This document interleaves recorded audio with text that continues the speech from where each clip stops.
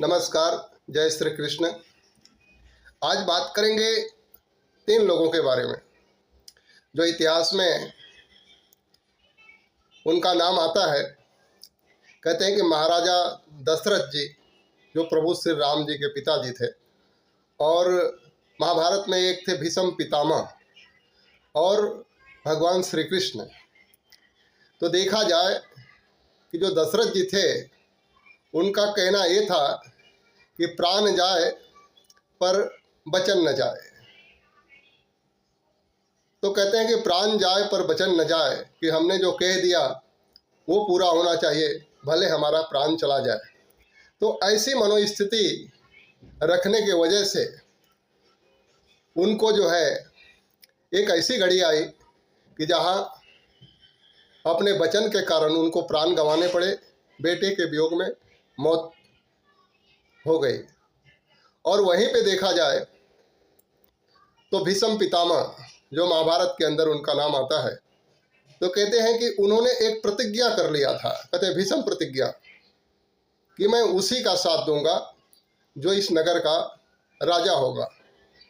समय का पासा ऐसा पलटा कि राजा युधिष्ठिर के बजाय दुर्योधन हो जाता है, और जो दुर्योधन एक अहंकारी, एक अपने हिसाब से ही चलना, एक जो अलग रवैया वाला राजा बन जाता है।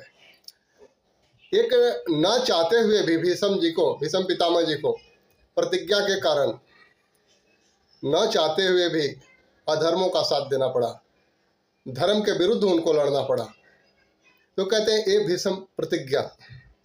और भगवान कृष्ण को देखिए, वहीं पे कहा कुछ किया कुछ, जिन्हें कहा जाता है छलिया। कहते थे कुछ, करते थे कुछ, और होता था कुछ। सूरज को ढक करके जो है कैसे वो उसका जयद्रथ का उन्होंने प्राण ये कर दिया अर्जुन के सामने। तो ये सारी चीज़ें, उनका बोलना कुछ, करना कुछ, जो कुछ भी था छल छलावा, लेकिन हमेशा धर्म के लिए इस्तेमाल किया उन्होंने। और ये जो 2 पर्सन थे, ये ऐसे थे कि भाई हमने कहा है, हमने प्रतिज्ञा किया है, ना सिचुएशन को देखते हैं ना सही रास्ता को देखते हैं।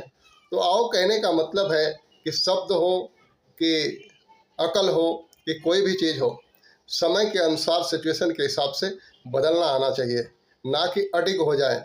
अडिग मत होइए कोई चीज़ पे। अडिग हो जाएंगे तो समय का ऐसा पाठा पलटेगा कि आपको सही राह के बजाय गलत रास्ते पे चलना पड़ जाएगा, अपने वचन के हिसाब से, अपने प्रतिज्ञा के हिसाब से। तो सही राह पे चलें। भगवान कृष्ण से बहुत कुछ सीखने लायक है जीवन में, उनसे सीख करके अपने जीवन को आगे बढ़ाएं।